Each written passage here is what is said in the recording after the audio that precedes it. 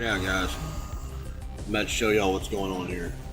Okay, this is all the earthquakes today since 11 o'clock last night. They're all big, all over the world. And I'm about to show you why. I'm gonna let somebody else explain it. And this is exactly what's going on. Part of what I was telling you in a few weeks' time to find out.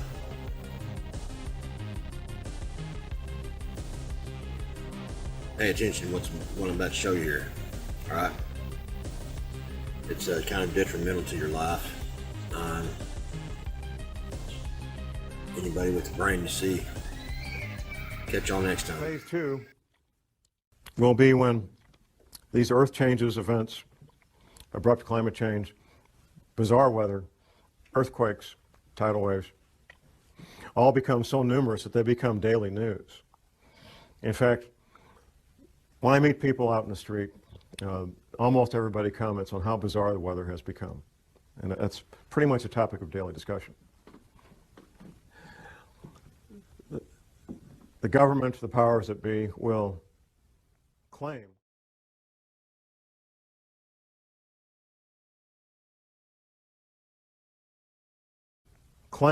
that these bizarre weather-related events are related to global warming. And when they're happening, that we need to start cutting back on our creation of CO2 greenhouse gases. Since I've been watching these matters the past 9 years, I watched it incrementally become a bigger and bigger media event, up to the point where A.U.R.A got the Academy Award for Best Documentary in 2007. Then it was like, we're off to the races. Up until that award, that Academy Award, global warming related news stories was maybe twice a week. That was about what I was seeing.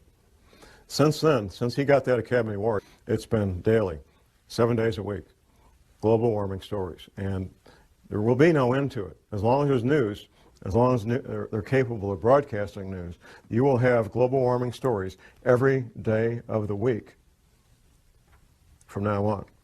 As these events become more severe, you're going to hear more and more men with lab coats from NASA talking about global warming being caused by human activity, and that it will be better and everything's going to be okay, so you can go back to your baseball games and go back to work Monday morning.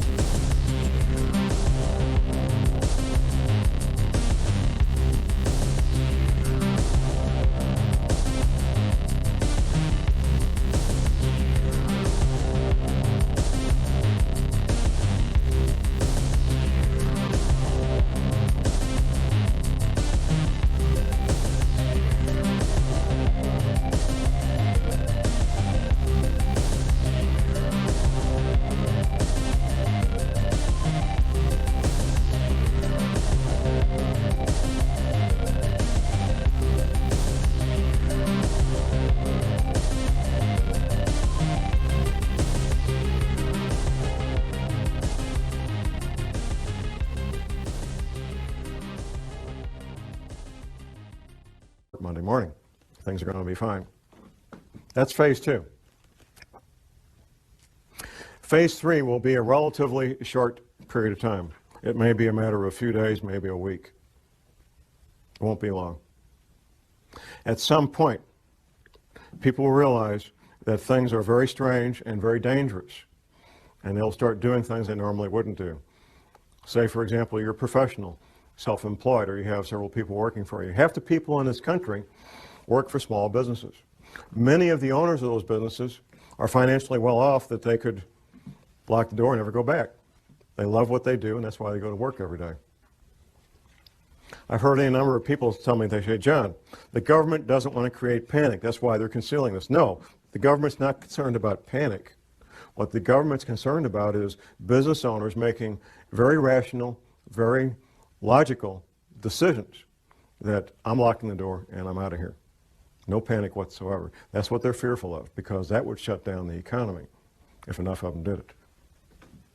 They want to keep these people in the dark as long as possible. Most men, and it's mostly men because of the nature of the work they do, some women, who know about what we're talking about today, just simply go about their lives and keep quiet about it. They're not public speakers. They take care of their family, they take care of themselves, and the rest of you are on your own. What I bring to the table is public knowledge of what's a very well-kept secret. Phase 4 will be the end of the world as we know it. Once these oceans come up, the infrastructure that supports normal human activity will be wiped out.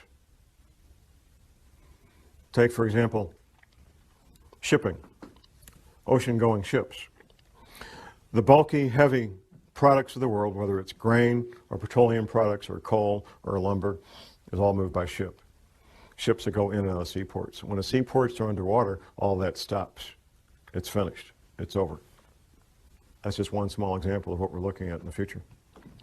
The housing where 100 million people live will be damaged and or destroyed.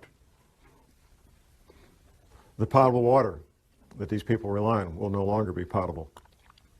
The food that they rely on to eat will no longer be available. It will not be a pretty picture. Martial law will be instituted probably before that, which brings to mind these other scenarios I mentioned. Economic collapse leading to social disruption, for example. If things get bad, and there's what appears to be a need for martial law related to rioting in the streets over economic collapse, people don't have jobs, can't buy food, people will probably go along with martial law under those conditions because it would appear to be the right thing to do. It would look like a way to get things back to normal. So people will go along with martial law under those conditions. If, however, martial law is instituted because these oceans are coming, nobody's going to pay attention to that. They're going to get out of Dodge. They're going to get out of Dodge. They're going to be gone. And martial law or no martial law, they're going to be gone. If martial law is instituted and there's a lockdown before that, then they'll have a better chance of maintaining martial law. I've lived under martial law for a year in Vietnam. What are you looking at? You're looking at curfews. The curfew could be from 10 o'clock at night to 6 a.m. The curfew could be 24 hours a day. Restrictions of sales of firearms, ammunition, and alcohol. Rationing of fuel, rationing of food, potable water rationing, possibly rationing of electricity. We've seen that in Iraq a lot, depending on what's going on. Martial law is not a fun thing to be part of or live under, even if you're part of the occupying force, because it changes your life. The Navy says, as far as ocean levels, the Navy says these oceans will come up over a period of about 30 days. Once these events get in motion, these water levels, these oceans, these tsunamis, tidal waves will take place over a period of about 1 month. Altitude. The Navy says that everything 100 feet sea level and below will be completely destroyed. The Navy says everything at 400 feet and below is at risk of being damaged and or destroyed. But there's more to this. There's how close you are to densely populated areas. Now, the Appalachian Mountains, for example, in North Carolina and so forth, would be highly desirable places to be if it wasn't for being so close to literally tens of million people who are going to be hungry and without potable water and without electricity. That's what makes those areas undesirable, even though they will be safe in terms of geology and rising ocean levels. There was a question about money and keeping money and so forth. The American dollar is in severe crisis and is at risk of no longer being the reserve currency of choice for the countries and the major banks of the world. Dollars, if you call dollars money, you would be well advised to maybe be looking at something else for money, to store up value for future use, possibly gold coins, possibly silver coins, to store up a lot of value in a compact area, compact space. Before, however, I would get gold coins or silver coins, I think I would look at other aspects of preparedness, and that's why I want to focus on the final part of this presentation is preparedness. So let's look at the stepping stones, the building blocks of preparedness. First of all, and most important, is spiritual preparedness. I'm not ashamed to admit that I am a born-again, Bible-believing Christian. I know from interviewing and studying what happened in World War II that our American POWs who were incarcerated in POW camps in World War II, our American POWs who had strong spiritual beliefs were far more likely to survive what went on in his POW camps than those who did not. Eating the same food, having the same medical attention, he did make it happen.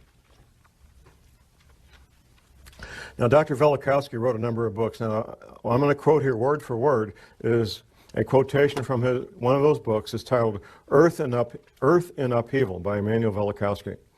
Now, what he's doing here is giving this is one page of one book.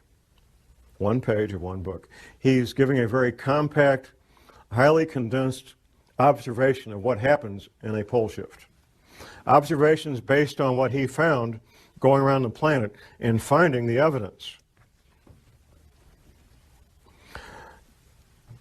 It's titled A Working Hypothesis. Let us assume as a working hypothesis that under the impact of a force or the influence of an agent, and the Earth does not travel in an empty universe, the axis of the Earth shifted or tilted. At that moment, an earthquake would make the globe shudder. Air and water would continue to move through inertia.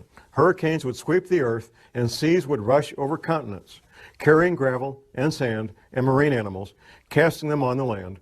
Heat would be developed.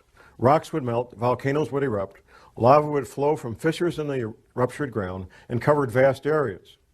Mountains would spring up from the plains and would travel and climb on the shoulders of other mountains, causing faults and rifts. Lakes would be tilted and emptied.